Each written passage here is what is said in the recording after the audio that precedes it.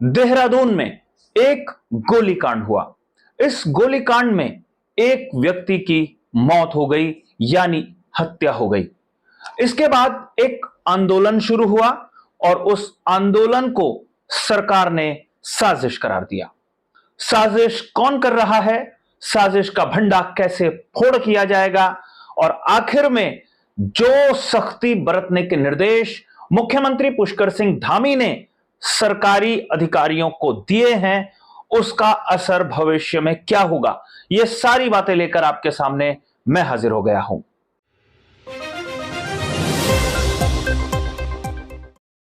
नमस्कार, मैं हूं मनमोहन भट्ट। मुख्यमंत्री पुष्कर सिंह धामी को नामांकन में शामिल होने के लिए हरिद्वार और चमोली जनपद में जाना था। मंगलौर और बद्रीनाथ उपचुनाव में अपने प्रत्याशियों के समर्थन में जनसभाएं करनी थी, उनका मनोबल बढ़ाना था। लेकिन इससे पहले उनको अपने अधिकारियों के साथ गंभीर वार्ता करनी थी। वार्ता करने के लिए मुख्यमंत्री ने अपनी सरकार के सबसे वरिष्ठ अधिकारियों को बुलाया और पुलिस के भी डीजीपी को अपनी बैठक में बुलाया।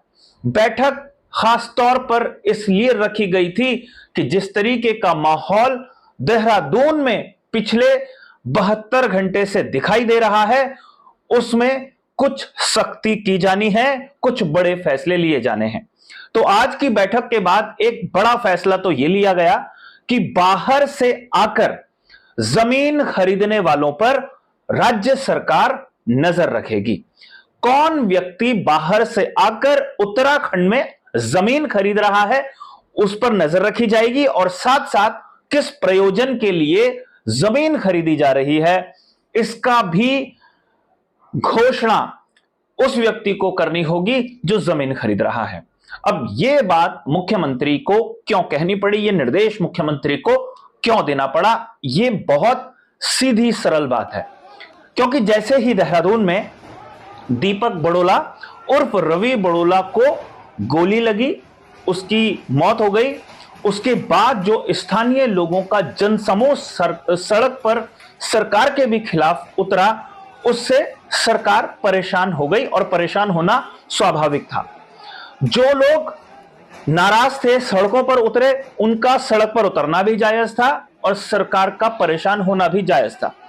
लेकिन इस बीच उत्तराखंड में एक आंदोलन की रूपरेखा तैयार होने लगी और रूपरेखा के केंद्र में दीपक बड़ोला उर्फ रवि बड़ोला हत्याकांड महत्वपूर्ण भूमिका निभाने जा रहा है, ऐसा अंदाजा लगने लगा।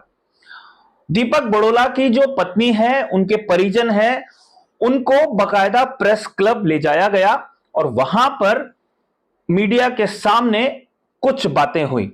ये बातें सरकार को नागवार गुजरी, क्योंकि जो हत्याकांड हुआ उसके जो मेन आरोपी थे उसको 48 घंटे के भीतर ही पकड़ने का दावा राज्य की पुलिस ने किया था।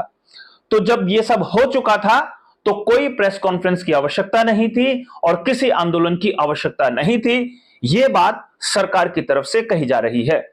लेकिन आपको बताएं कि उत्तराखंड में मूल निवास को लेकर जबरदस्त तरीके से आंदोलन लगातार पिछले 6-8 महीने से चल रहा है और भविष्य में सितंबर के महीने में गैरसैंण में आंदोलन होना है। इसके लिए रवि बड़ोला या कह लीजिए दीपक बड़ोला के नाम का इस्तेमाल होना शुरू हो गया।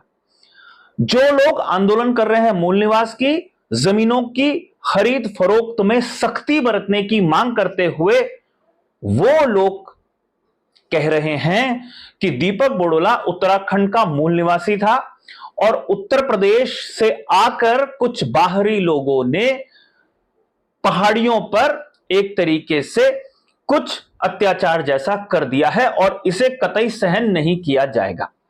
यही बात सरकार को नागवार गुजरी और सरकार को लगने लगा कि यह तो एक साजिश जैसी है, इसमें पहाड़ी और गैर पहाड़ी का कोई मुद्दा नहीं था, यह कानून व्यवस्था का प्रश्न था और पुलिस ने अतिरिक्त सतर्कता बरतते हुए जो आरोपी थे उनको गिरफ्तार कर लिया और जब उनको गिरफ्तार किया जा रहा था कुछ गोलीबारी जैसी घटना भी हुई और उनको चोट भी लगी।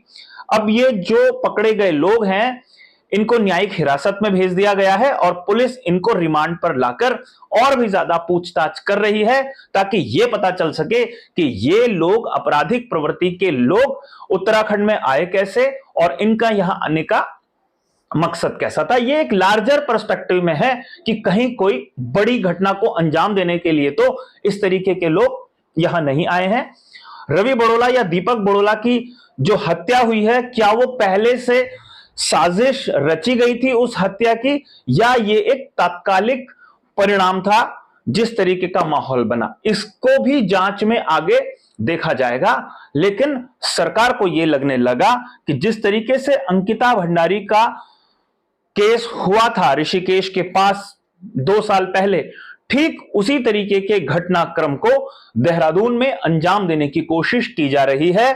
जो आरोपी थे जब उन्हें पकड़ लिया गया, जेल की सलाखों के पीछे भेज दिया गया, तो फिर आंदोलन या बाजार बंद करने जैसी कार्रवाई क्यों की जा रही है और क्यों मूल निवास को लेकर जो आंदोलन चलाया जा रहा है उसमें खास तौर पर रवि बड़ोला या दीपक बड़ोला के नाम का इस्तेमाल किया जा रहा है और उनके परिजनों को भी उसमें शामिल किया जा रहा है। तो इसकी भी जांच हो रही है कि कौन लोग थे जो रवि बड़ोला के परिवार को प्रेस क्लब ले गए थे प्रेस कॉन्फ्रेंस कराने के लिए।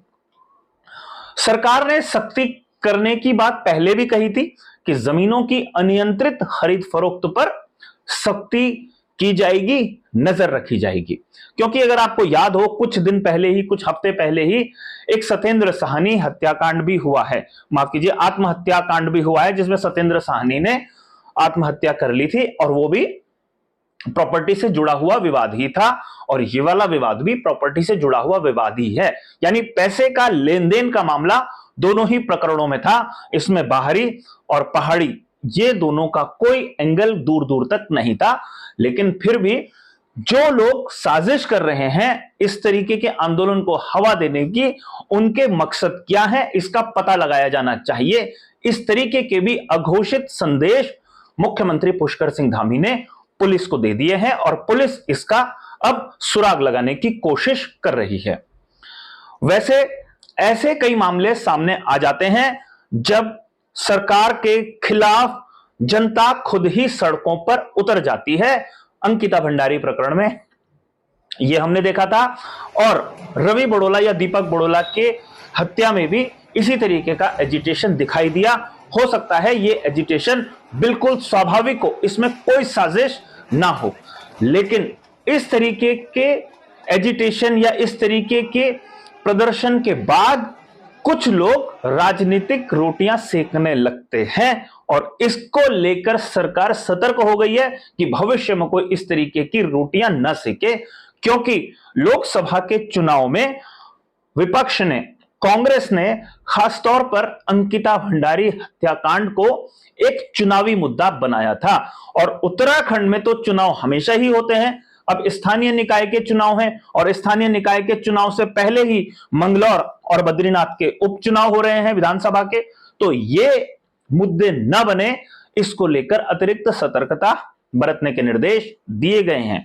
देखना यह होगा कि जो वास्तविक निर्देश मुख्यमंत्री ने दिए हैं कि जमीनों की अनियंत्रित खरीद फरोख्त पर नजर रखी जाए और जो व्यक्ति जमीन खरीद रहा है वो किस प्रयोजन से जमीन खरीद रहा है, अगर उसका पता सरकार को हो तो हो सकता है बहुत सारी चीजें स्पष्ट रहें, ट्रांसपेरेंट रहें। लेकिन ऐसा आमतौर पर होता नहीं है और जब प्रॉपर्टीज में विवाद होता है तो कभी सत्येंद्र साहनी जैसा कांड होता है और कभी रवि बड़ोला जैसा हत्याकांड हो जाता है। अब देखना यह है सरकार कितनी सख्त होती है, कौन लोग साजिश कर रहे हैं यह भी सरकार को अब बताना होगा स्पष्ट रूप से, और क्या जो साजिश करने वाले हैं उनका संबंध किसी राजनीतिक पार्टी से है यह भी देखना होगा। यह भी पता करना बेहद जरूरी है और सरकार को भी इसका खुलासा भविष्य में करना जरूर चाहिए। अभी के लिए साथियों इतना ही, अगली रिपोर्ट में आपसे फिर मुलाकात होगी, तब तक इजाजत दीजिए, नमस्कार।